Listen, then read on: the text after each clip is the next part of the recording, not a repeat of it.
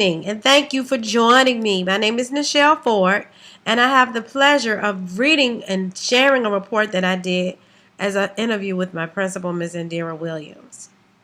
And talking to Ms. Williams, she said that she would be available today to do an interview with me, but she was called out to an emergency for our school district along with some other administrators. So I have the great pleasure of sharing with you the information that I got from Ms. Williams. In a Park Murray Scott communications plan is to present a clear and concise framework for communicating with our school community. The plan primarily addresses two types of school audiences: internal, which means the students, teachers, staff, administration, and Board of Education, and external, which consists of parents, businesses, civic groups, religious groups, and other members of the GPMS community.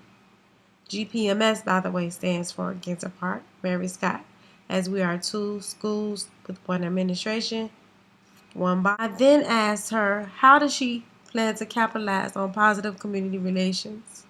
And she said that she planned to capitalize on positive community relations by making sure that she kept the chains of communication open between community partners, that's external and internal community partners, at all times, and to use the open door policy, whereas she would invite them into things that they may not be related to what they do. Like if we have a PTA meeting, invite community partners like the local drugstore in to work with the parents or present something or advertise on our school um, program for that particular thing, that particular PTA meeting. She also said that she would make sure that they were invited to our events like Field Day, our math and science nights, and different things like that. Um, so that the parents can see them and they can see the parents, and establish a good full circle relationship with all stakeholders. The next question I asked her will be, how do you think we should strengthen positive community relations? And I don't want to sound redundant because the previous question, whereas she would include all stakeholders in all events at the school, at least invite them, um, is a way to build and strengthen and sustain our relationship with our community partners. So that's a way that she would do it. And I must say that I agree with her.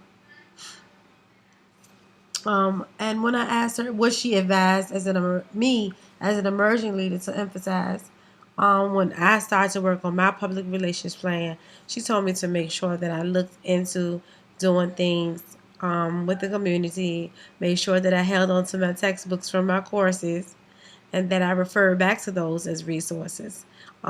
Because in the beginning, you have so many things thrown on your plate as far as your instructional model and your disciplinary practices and your disciplinary model and those things like that, that you must make sure that you don't leave any part of the full circle administration protocol and policies.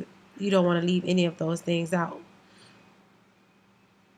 So she said that as a new person, work closely with my mentor and make sure that I communicate any needs that I may have to former instructors or former classmates or to the staff in general, to make sure that I'm comfortable and I know that I can go to people for assistance. The next question I asked her was, what do effective principals do to overcome negative community relations? What do effective principals do to overcome negative community relations? And I'm working as a part of the administrative team with Ms. Williams and Mrs. Zicker, our assistant principal. As a school counselor, I've explained before in another assignment, I believe, that we had a negative community a negative, like a media crisis, where we had our former principal was accused and was and resigned because of testing irregularities, and that means that she was accused of tampering with our state test. So that was really negative, and it was on the news like every day for 2 weeks. And we were also responsible for trying to build a good rapport back up with our community partners our parents the trust of the school district, to let them know that no one else in the school was involved in that, so they could feel comfortable with us administering tests from that point on. We also had to have constant communication with the parents and the media as well. When we would try to go out to our car, they would ask us if we knew about it or what did we know about the situation. So I think transitioning to a new administrator and having to handle that was a really hard task for everybody to do. But I think it's safe to say that it is behind us now and that we did deal with it in a very positive way. Um, we kept the chains of communication open and we talked it out to the necessary parties like the parents. We explained it to the students at their level so that they will understand why they had to be re-administered the test. And I think that pretty much handled everything properly. Um, and the last question I asked her, how did she go about building internal and external morale? We just had a survey on the condition or what people felt about the morale at the end of the school year. And I was on a committee to evaluate and to record the data from the surveys. And some of the people said that the morale was fine, considering the things that we had been through in the past year or so. We've had 3 principals in the last school year. One was an interim principal, as the other principal resigned in March of the former school year. And then we had the new principal that came aboard in June of last year. So she's just finishing her first year.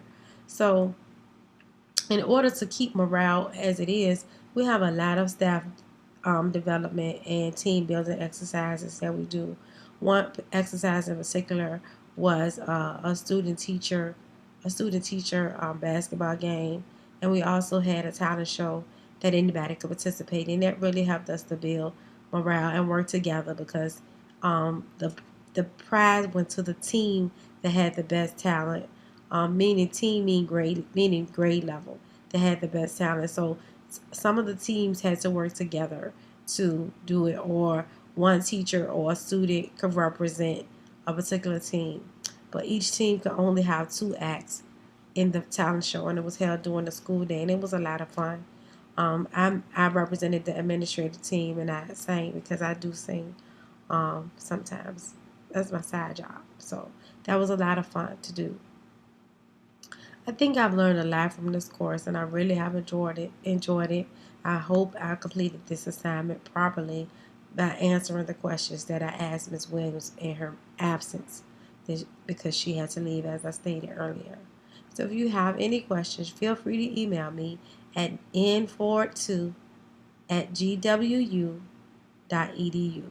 That's n42@gwu.edu. Thank you and enjoy your summer.